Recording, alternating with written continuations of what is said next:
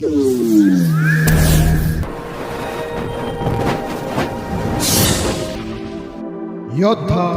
News channel.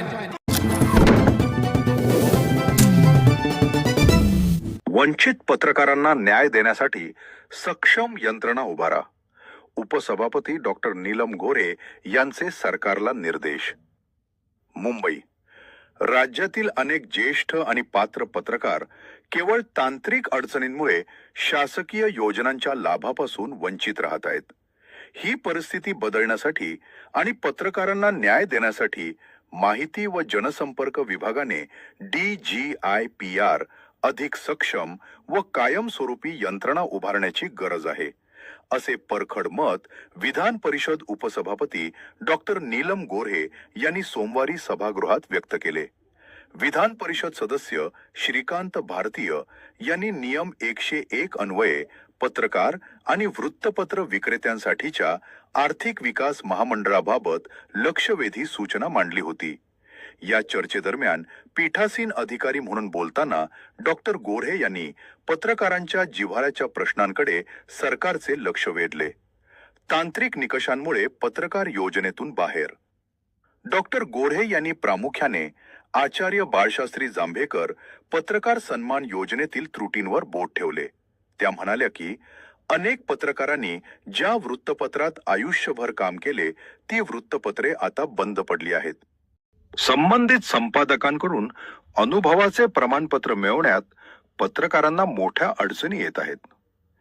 या तांत्रिक कारणांमुळे अनेक पात्र पत्रकार योजनेसाठी अपात्र ठरवले जात आहेत, ही अत्यंत खेदजनक बाब आहे।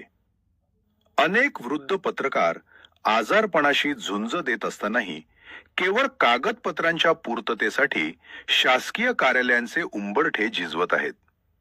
त्यांच्यासाठी आपली यंत्रणा संवेदनशील असायला हवी, असे भावनिक आवाहनही डॉक्टर गोरे यांनी केले। सक्षम समितीची आवश्यकता।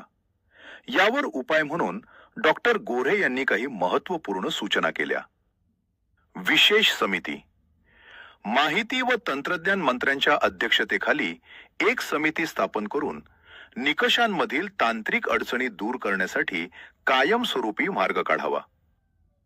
जिल्हा स्तरावर अधिकार। DGIPRच्या जिल्हा कार्यालयांना अधिक अधिकार देऊन स्थानिक पातळीवरच पत्रकारांच्या तक्रारींचे निवारण करावे। सुनवाईसाठी मंच। ज्या पत्रकारांचे अर्ज फेटाळले जातात त्यांना आपली बाजू मांडण्यासाठी एक सक्षम मंच उपलब्ध करून द्यावा। सरकारचा सकारात्मक प्रतिसाद।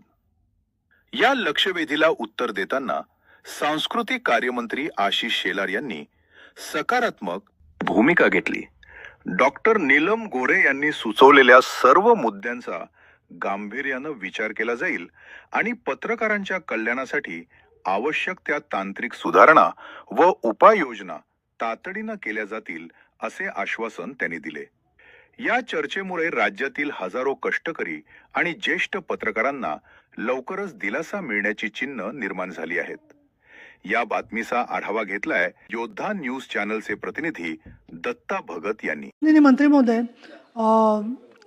30 वर्ष आणि सेवा किंवा 60 वर्षाची मुदत आपण जे म्हणतोय त्याच्यात माझ्याकडे जी काही अनेक पत्रकारांचे केसेस आलेले आहेत त्याच्यामध्ये असं झालंय की ती वर्तमानपत्र त्यांनी जिथे काम केलं ना ती बंद पडलेली आहेत किंवा संपादकाकडून लिहून लागतं तर ते संपादक आज हयात नाही आहेत।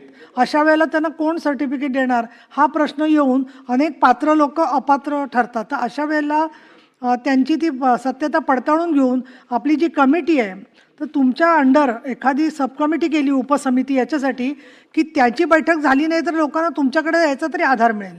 आणि होतंय असं की ते वृद्ध पत्रकारांसाठी बाकीचे 5-6 पत्रकार पण कुठेतरी मध्यमवयीन ते सुद्धा स्वतः असतात, आजारी असतात, ते लोक प्रयत्न करत राहतात आणि तरी तसे त्या कमिटीच्या जिल्ह्यामधल्या DGIPRला काही अधिकारच नाही आहेत। आणि मुख्यमंत्री महोदयांकडे खातं असल्यामुळे आणि तुमच्याकडे या संदर्भातला विषय असल्यामुळे तुम्ही याच्यामध्ये फक्त बैठक घेऊन पुरेसं नाही आहे, एक कायमची यंत्रणा थोडी सक्षम करता आली, तुम्ही लक्ष घालून तो उपयोग होईल असं मला वाटतं।